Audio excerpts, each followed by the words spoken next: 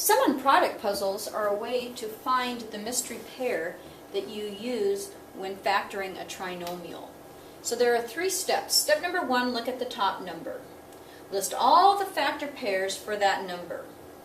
Step number 2, find the pair that adds together to give you the bottom number. And step number 3, take the winning pair and write each number on either side of a big X. Note, if the top number, the product, is negative, one of the numbers is in the winning pair will be negative. So let's look at an example. Let's look at the puzzle product of 8 and sum of 6. So 8, it goes up here. I want 2 numbers that multiply to give me 8 and 2 numbers who add to give me 6. So I list all my factor pairs of 8. 1 times 8 gives me 8. 2 times 4 gives me 8. Then I want a sum of 6. But if I added the 1 plus 8, I would get 9, so that would not work. But 2 plus 4 gives me 6, so that would check to be right. So I put the 2 and the 4 on either side of my big X. Those are would be your mystery numbers that you would use when you're factoring a trinomial. Let's try another problem. If you wanted the product of negative 70 and the 2 numbers to add to be 9. So I list all the factors of 70.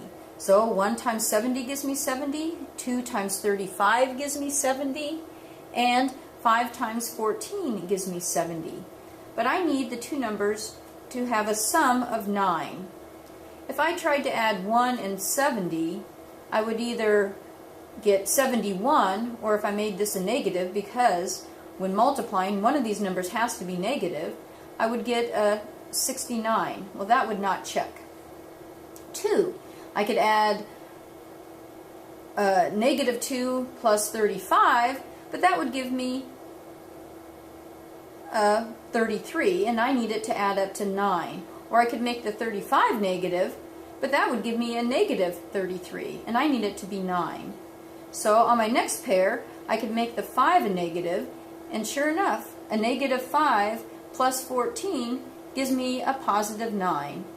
If I did it the other way and made the 5 positive and the 14 negative, I would get a negative 9, and I want it to be a positive 9. So my mystery pair would be a negative 5 and a 14. Because negative 5 times 14 multiplies to give me negative 70, but they add together to give me a positive 9. So when factoring a trinomial with negative 70 as your C and 9 as your B, your mystery pair would be negative 5 and 14.